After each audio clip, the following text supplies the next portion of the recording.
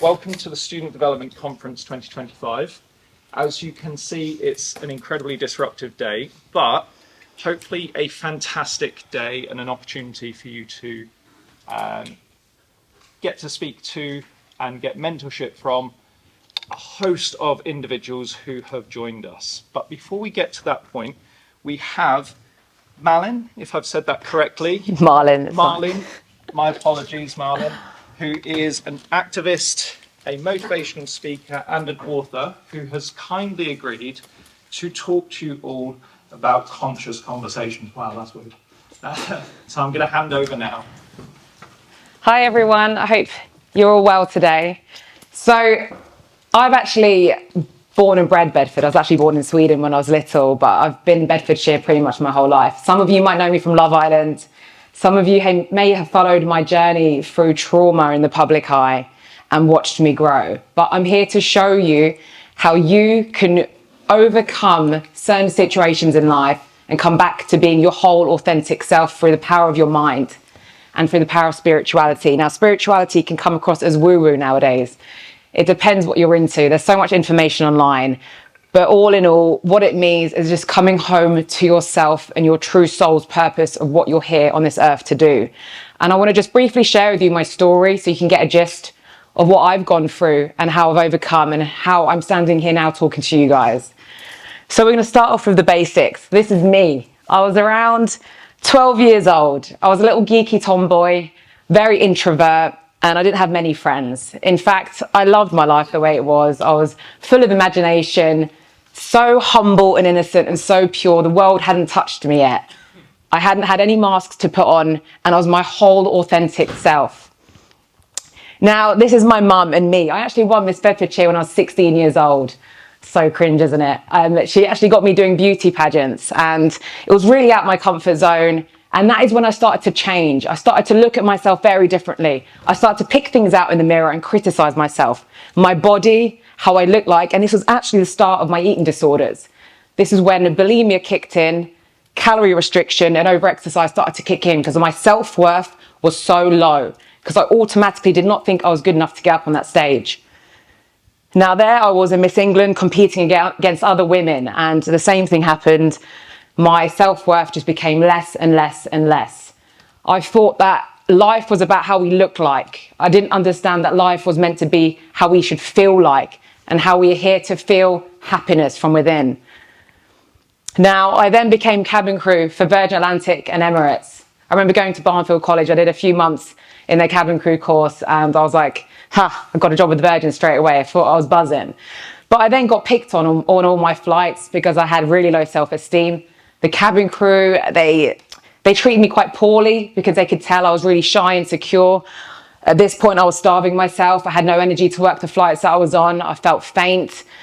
I would binge eat. And when I moved to Dubai, I lived there as well with new people. All I focused on was how I looked like. And to be in an airline where everything is looks-based, grooming, image, uniform standard, I was then taken away even more from my further from who I was meant to be. That little child inside of me was starting to disappear. I then turned to filler, Botox, and everything else. So I became a makeup artist because I didn't enjoy the cabin crew anymore. I just felt I was never at home. And I always liked makeup. I love drawing. I love being creative and expressing myself. And you can tell, there's nothing wrong with lip filler or Botox, it's each to their own. But I started to meddle with my appearance because I didn't feel good enough. I was starting to date men around this time that fed my low self-esteem, and that toxicity from men was starting to come into my life, creeping their way in. I then went on a show called Love Island. Now, fueling my eating disorders and my lack of self-esteem, this show was great at the time, but also welcomed a very vulnerable little girl. So to cut a long story short, I lost my father when I was a little baby, and my mother raised me and my siblings. We moved to England when I was 3 years old. So I never had a father's love in my life to show me what a real man's love should be like. So I went into this show, a dating show. Put your hands up if you've watched Love Island. Okay, that's quite good because I haven't actually watched my own episode or series, sorry. And I look at that lady now as a really young, vulnerable girl that hadn't discovered who she was yet.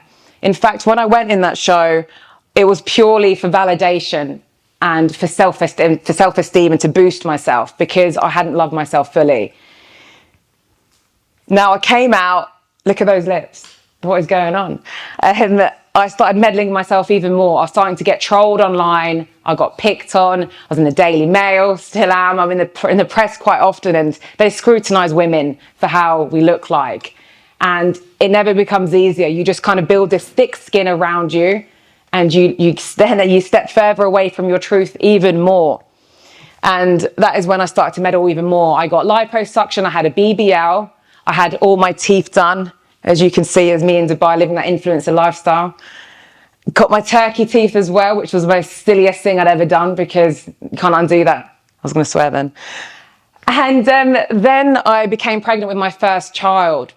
Now, I was in a relationship with her dad, and it was a very abusive relationship. My mum passed away 6 years ago. The bread and butter of my life, the woman that raised me, suddenly gone. She had cancer twice when I was younger. She had breast cancer, and it spread to her stomach a year after Love Island. So she was taken really quickly.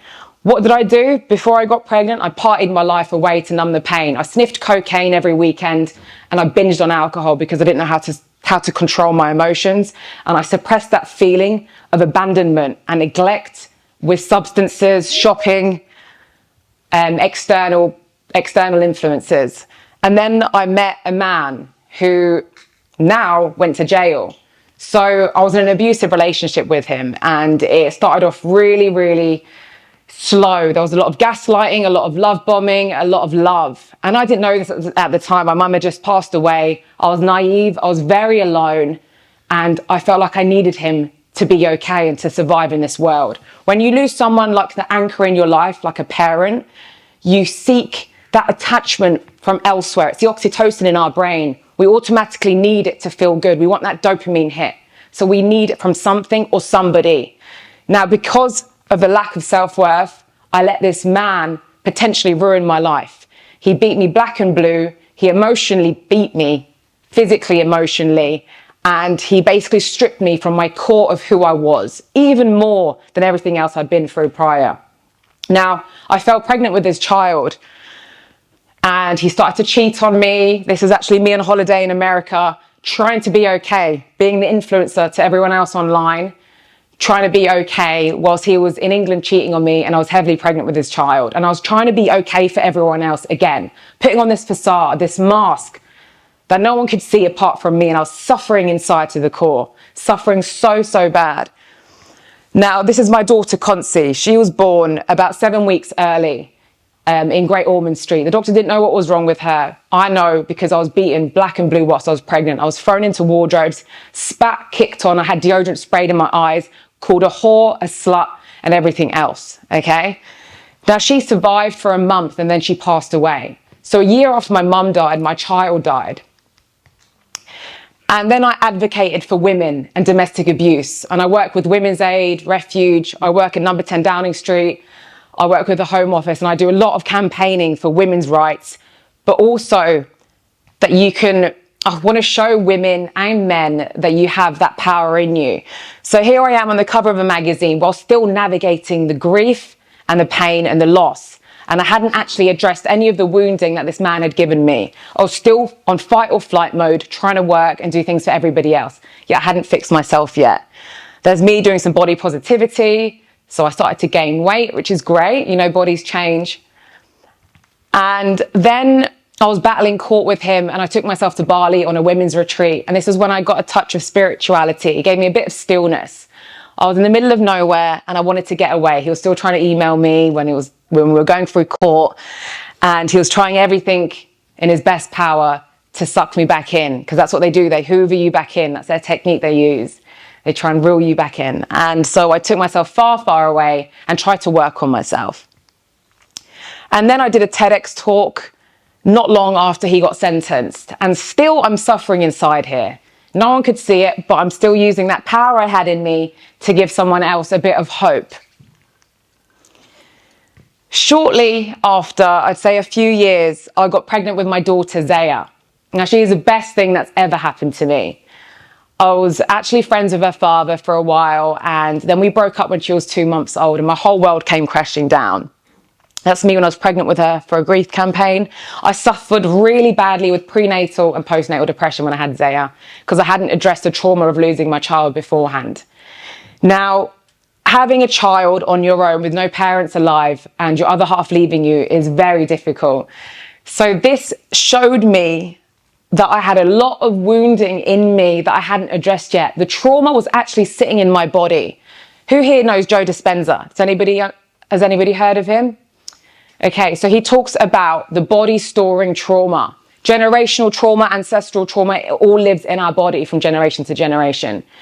Now, we're here to undo things that have been done upon us and get back to our whole authentic self. And by doing that, we have to overcome certain lessons, certain things that our soul needs to evolve and to grow through. And at the time of tests like this, you think, oh, what? How am I going to get out of this one? You know, there's no way out. But I found a way out. So there's my little Zaya. I'm still suffering inside because I'm very alone. I had no friends. My party friends left me. All the good timers disappeared. There was no one I could trust. And I felt very, very isolated. This is a little shoot I did with her for Closer magazine. And by the way, my daughter's a little psychopath. She's a nutter. She's 3 years old now and she's crazy as anything. Very feisty, very testing. So I went on quite a journey when I had her. When her dad left me, I then went, what is wrong with me? Is it how I look like? Am I too fat? Why doesn't he want me? I changed my hair color, I changed everything. And I thought everything was outside of myself and that there was something wrong with me this whole time. Why was my life a complete shambles? Why did no man love me? Why was I chasing the wrong person? Now, our relationship wasn't great. It was very toxic on an emotional stance. So I went on a journey to try and get back to having a healthy body. I lost about 6 to 7 stone in weight through exercising at home when I could, navigating parenthood and working at the same time. It was very, very tough working with Zaya because I was a single mum, I still am, and I had to do this whilst exercising, whilst bringing in an income for my daughter. And I found myself on burnout. So losing around 6 stone, I did it the healthy way this time. I strength trained, I did yoga, I ran a lot. I did everything that was good for me. Because when you fill your body with really good things, your brain, your body, your soul, they all correspond together in three. But I hit burnout. My nervous system was so dysregulated. I could literally be shaking and I wouldn't be able to stop. I didn't know how it felt like to stop, to breathe and to be still. On the weekends, I would still go out. Whenever my daughter was at her dad's, I wouldn't know how to cope with being alone. I wanted to surround myself by people because being alone was the most uncomfortable thing I could ever think of. I'd sniff a line of cocaine, I'd go out and get absolutely pissed because I thought that was the way that would make me feel better. In fact, it did the complete reverse. The attachment I had to external things fueled that scarcity inside me, and that hole kept getting bigger and bigger until I realized that nothing would fix me until I stopped and took time out of myself. That's me in rehab. I took myself into rehab because I understood that what I was going through wasn't normal and that I was just living to survive, and that wasn't how life should be like. I was surviving, okay? And that is me when I checked in and I took myself there. It was for 3 weeks and I said, I need to get away because I can't live like this anymore. All that pain of my mother, my father, my daughter, the relationships, the way I viewed myself, the binge eating, the bulimia, the emotional eating, when will it ever stop? So I took time out and I came out a completely different person. It wasn't rehab itself.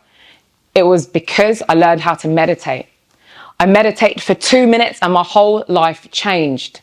I opened up brain space I didn't know I had. So for those that might or not know, I had a spontaneous Kundalini awakening. That is when your nervous system repairs itself and your body can move sporadically on its own to repair yourself through breathing and meditation. Now that 2 minutes of meditation opened up this portal to myself, but it was a very tricky journey.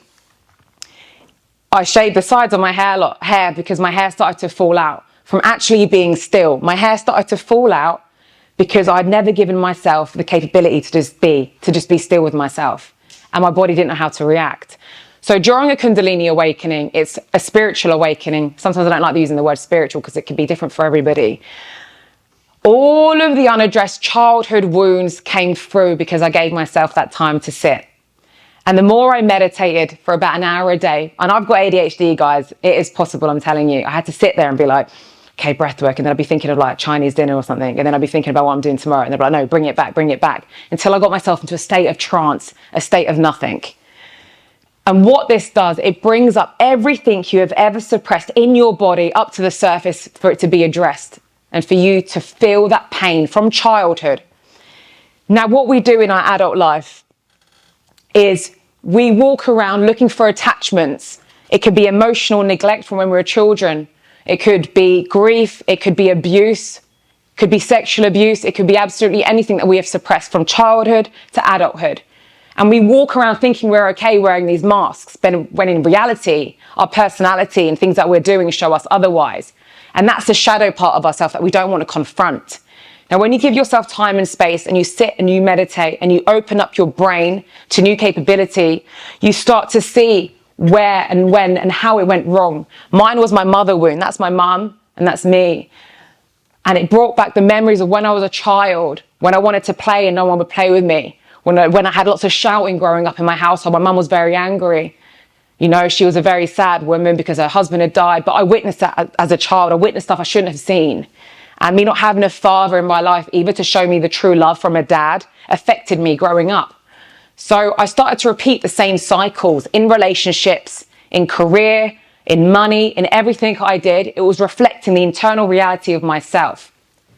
I was actually showing the world that I wasn't enough. And so my reality around me was just mirroring that insecurity inside of me. Now, as I said, the goal here is to get back to your whole authentic self, that little girl or boy inside of you that's longing for a hug and to be seen. Yet we neglect that part of us because we think society tells us we have to be a certain way. We want to be this when we grow up. We want to do that. But have you ever thought that there might be a higher force at play here that is ready to hold you and to just let you live and be your true self, and that you deserve happiness? When you start to work on these layers that have been put upon you and you start to peel these layers off one at a time, you start to see that there is joy and happiness in the world, but only through you living magnetically. Put your hand up if you've heard of manifestation. Yeah? So when I say to you manifesting, you know, here's a vision board, here's some affirmations, but it might not work. We can speak things into existence, but our body has to register it. Our nervous system has to show us that it's ready to hold the things that we want in our life. And the nervous system is what holds the trauma because it's deeply ingrained into our cells of our body. Now, who I am today is Malin Andersson. That's just a name that was given to me. I'm the soul that lies within. I'm pure consciousness.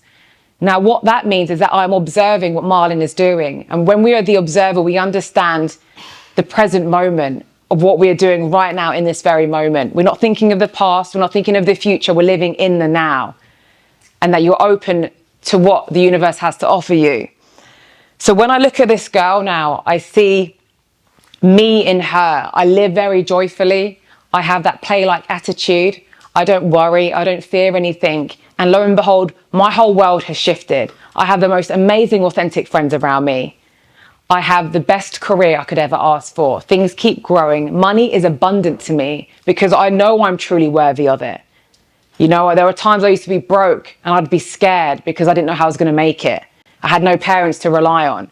And now I have that sure key in me that understands that I'm the one that is responsible. And through my suffering and through my pain, I've come out the other side as the most childlike but purest version of myself. And that is what we're here to do. So when you see things online or you're seeing things from what you think you want, tap into yourself. Ask yourself a question. What is it that you really want from your life? Is it what your parents think you should be doing? Is it what society thinks you should be doing? Or is it what you really want to do? What sets your soul on fire? Are you creative? Do you like gaming? What is it that you love doing? Do you like helping people? Do you have a voice to speak? You really have to ask yourself these questions because sometimes we can get muddled up by what everyone else wants for us and we lose track of who we are and what we want. Now, I hope you've enjoyed the talk. I don't know if it's been a bit shorter than expected, but I wanted to do a Q&A if any of you had any questions to ask. So, yeah, don't be shy either. Feel free to ask me anything you want to ask. So what advice would you give these students, given that they've got a range of backgrounds? What advice would you give them to help them discover their own self? through your own passion, through what makes you feel that true, authentic happiness inside of you. If you're doing the same shit every day, you're on your fucking phone, on TikTok scrolling, watching other people's lives, that's bollocks. Why are you looking at someone else's life for when you could be focusing on your own self? What's that going to do for you? The more you're looking at somebody else and you're watching all of these videos online, you're taking yourself further away from your own life and what you're capable of doing. And that is what is wrong with the world, because we're just focused so much on the external, we forget about the internal. When was the last time you drew something, or you did something childlike, or you had fun, or you played outside, or you went out into nature, you grounded yourself, you exercised, you did something that set your whole body alight? We're living in a different kind of generation now. It's a bit different. You know, when I was a kid, I played with worms outside in the garden. I started to dig up holes. Now my little one's asking for the iPad, so I can see, you know, it's completely different. But when you have something that you really want to do, ask yourself, is it what you want to do? What advice would you give to young people that might be in toxic relationships themselves at the moment? Something that you could say to them? If you're in something toxic and your other half is showing these traits of being abusive or controlling, and you're feeling like a lesser version of yourself, the thing is to ask yourself, would you let that little girl or guy inside of you, like the younger version of you, if that was your sister or your daughter, be in that? Is it how you would want to treat somebody else? Now, you need support when you're in something like that, because you can become very isolated and lonely, you know. I remember having my first boyfriend at like 14, and that was no good either. But when you're in something you think it's magical, when actually, in reality, it's not. I think you need a really good support system, but to use your voice and open your voice. Because I can tell a lot of you are quite, you know, no one's asking questions, no one's speaking, but sometimes other people can make us feel like that too. I felt like I was never seen, and I felt like I never had a voice. I felt like the one at school that no one wanted to chat to. I got bullied when I was younger at school as well. And so I lived my life feeling like that, really small, and walking around with my shoulders like that, you know? So it's about regaining that strength and that clarity within you. You mentioned you had ADHD and it was hard for you to focus when you were medicating, right? Yeah. So how did you sort of like still yourself, like you said? So it's all about the breath. So I bet a load of you in here vape as well. That's something I used to do. That was me because I was trying to, you know, I didn't want to speak, I didn't want to express myself. I would just be going to a room vaping because I had anxiety and I didn't like to deal with anything. I'd have to meditate. I'd have to take myself to a silent place in my house. I'd sit there, relax my whole body, because we don't realize how tense we are. And I'd literally just sit there. It's none of this like that, you know. I'd just sit there, put my hands down, close my eyes and focus on my breath. So I'd go in for 4, hold for 4, and out for 4. And I'd keep bringing it back to myself, back to that breath, back to that breath. And I'd fight it for about an hour until all thoughts dissipated. And every time I did that, it got less and less until I got into a trance. Complete stillness. Thank you. Any other questions? So how did you learn about meditation? So I learned about meditation when I was online, and I was looking at ways I could deal with the crazy intrusive thoughts, the ego, that voice in your head that's just chatter, chatter, chatter. And I wanted to quieten it. And I realized that the power of meditation is not what we think it is. It's a lot more than just closing your eyes and focusing on your breath. It actually takes you to a place where you allow thoughts and suppressed memories that have been held in your system for so long to be released. And when I started to see the effect it had, I carried on. So every day now, I wake up when my brain is in like theta state, and first thing in the morning, around 5 in the morning, 1 hour, and then my day is so much more calmer. That voice, that voice, the inner parent, that critical voice in your head, where you're putting yourself down or you're worrying about the next steps of the day, it completely goes. I've diminished the intrusive thoughts by about 95%. And when you're talking to someone that would look at something and be like, oh, everything had a voice, everything had an answer. And I hated living in my head. So yeah, meditation was a savior. We had one question from. Got 2 questions. Do you still meditate, and how do you quit vaping? So, okay, the second one, whoa. Okay, meditation, right, is about an hour a day for me, but I started with 2 minutes, and that 2 minutes changed my life. So for anyone starting, I do as long as you can to get rid of that voice in your head. Morning, or last thing before you sleep at night. Just put yourself back on the pillow behind you, relax your whole body and just breathe into yourself. Every day without fail for the past 2 years I've meditated now. And it's just been insane. Vaping, the real root cause of vaping is that mother wound, that's sucking on the tip, sucking on the bottle. We're comforting ourselves. It's a hand to mouth movement. We're numbing something within us. Because you're laughing, but it's for real. Honestly, when you're a kid and you're there, you need your mother's comfort. It's oxytocin automatically coming into your brain. You're wanting that. If you're unconsciously doing it, because that's what you're used to, you're feeding yourself this comfort, right? So I had to go cold turkey and let whatever wanted to come up. I cried for like a week because that was just a self-regulation, a self-soothing technique, like a baby with their dummy, right? And all that pain that I had suppressed from just that one action came up and it was uncomfortable. The nicotine doesn't help, but cold turkey is the best way to do it, you know, and then breathing as well, finally getting that breath back. Because vaping gave me bad mucus in the chest, coughing, you know, it was just there all the time. I'd be like, carrying it around with me in the kitchen. I'd be like, this is bad. Why have I got this everywhere? In the toilet, I'm like, and I'd be like, no, this is not normal. So the minute I put it down, I had more clarity and that voice went even further in my head. One other question. Go on, go for it. Do you miss anything from like before you started your vegan journey? Do I miss Yeah, anything? do you miss anything that you used to do or like people you used to see? Do you know what? The old version of me was a party girl. I'd be hosting. I'd be out and about. And I can still do that, but it's coming from a different place now. It's coming from I'm already fulfilled. I'm whole in myself. So anything else is an add-on. And the people that I have in my life now are pure. They're authentic, you know. They're not wanting me for anything. They're not using me for money to be seen, to be in the press. They're not wanting anything from me. So when you start to level up and higher your vibration, your frequency, you magnetize the right people towards you. And the old will drop off. It's like a rebirth. You go through this transition phase and it feels like everything's crumbling, but you're actually getting ready for the new. And it's such a beautiful feeling, honestly. Minute questions. What do you do for fun? What do I do for fun? Yeah. So I love gaming. I like a bit of Call of Duty. I go to events. I've been bungee jumping. I went to Egypt and Portugal last month. I love traveling, the ocean, scuba diving. I love running. I love nature, but travel for me, I did the pyramids last month. It was insane. I love definitely traveling. What about you? What do you do for fun? I like gaming. Do you like gaming? What do you game? Well, mainly just like Call of Duty at the moment. How many kill streaks do you get on that? I was like, I can whip your ass, boy. No, I'm joking.